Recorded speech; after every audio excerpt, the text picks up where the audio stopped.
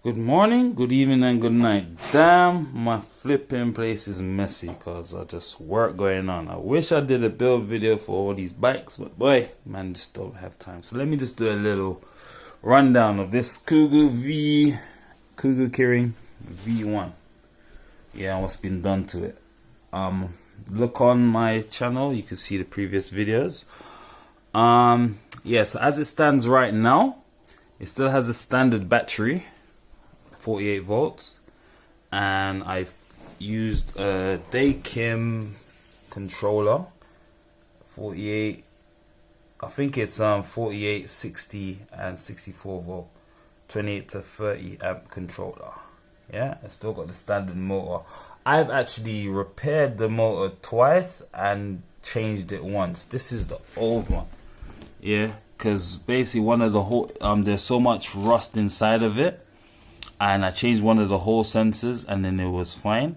And then because basically what happens is it will just won't spin properly, yeah, and make all type of problems.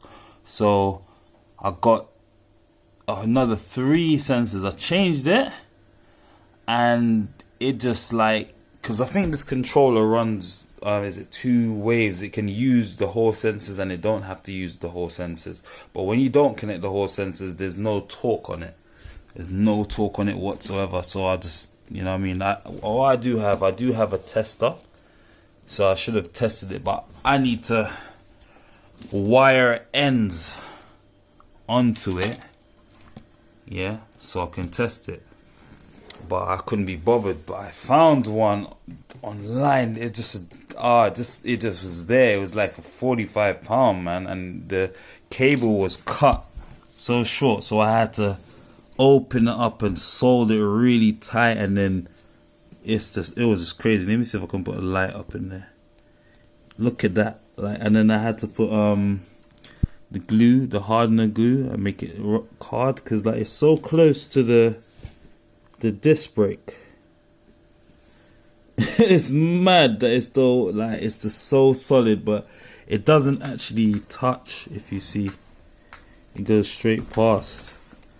So if I come off a curb bad, oh, that cable is gone. But anyways, yeah, it runs really nice. I ain't gonna say the speed on it, but yeah. 250 watts, 15 miles an hour, 15.5 miles an hour. Yeah. I have this tape there. What you need to do is fill this and sand it off and respray it, because basically what I did earlier, I had another controller and it's inside, and I cut a hole and it was sticking out, and I wrapped it to make sure water didn't go in it. But what I should have just done was just put it here, man. You know what I mean? It should be further back, but I already wired it exact length. But on the other build that I did for a customer, yeah, it worked really well. I also, big change, no folding handlebars anymore. I have the BMX style knee saver ones. They like, the control of the bike, the stability is so much now. It's so much more stable.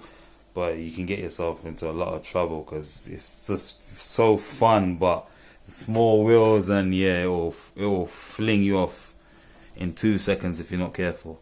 But the reason why I changed it, because originally my friend crashed it and it weakened the stem and it eventually broke.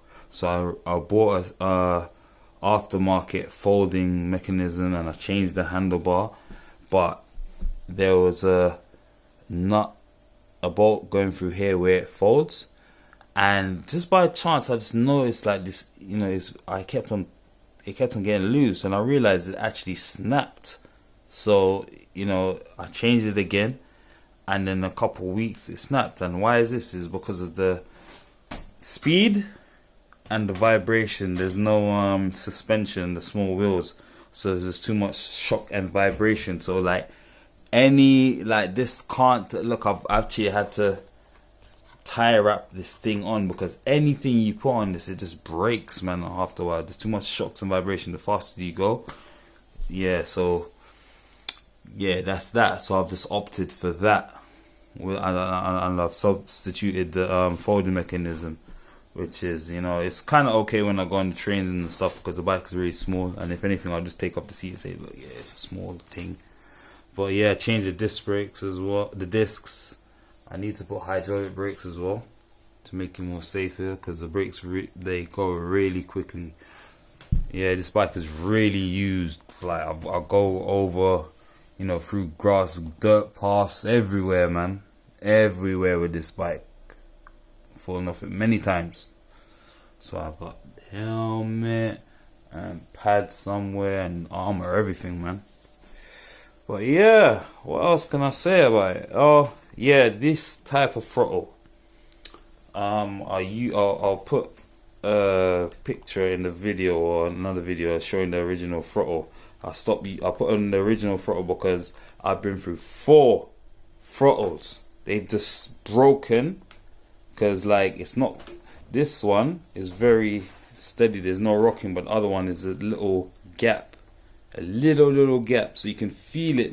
Yeah, so obviously the vibration, and it's just eventually broke the throttle. So I'm not buying another throttle. That's nearly like what, £80 worth of throttles. Might as well get one off a Suran or something like that, something more durable, or a half grip or something like that. Because when you come off of it as well, like last time I came off of it, it hit the ground and it tore out the cable for the sensor, for the throttle. Yeah, so that was not nice. But yeah, bike is serving me well. Like over a year I've had it now, a year and 2 months or some shit. But yeah, think I'll go on still trying to upgrade that battery. I just got these batteries sitting here all tested up and thing. I need to pull apart the other battery out of another bike, and I'm just repairing this for a customer. Yeah, so I can get life out of the wheel but not out of the controller. This thing's very useful. You just connect it up properly and you spin the wheel. See, it's supposed to be in sequence, and you go faster. All of them supposed to go up. Yeah, that's it. Yeah, so I don't know about the throttle and the controller, it's just not working. I don't know, it's a 48 volt battery, man, is claiming some mad speeds, but don't like the way they flipping done this shit. Like, no.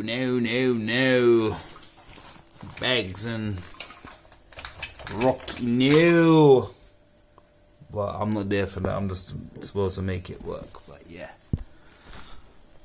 e-bike life.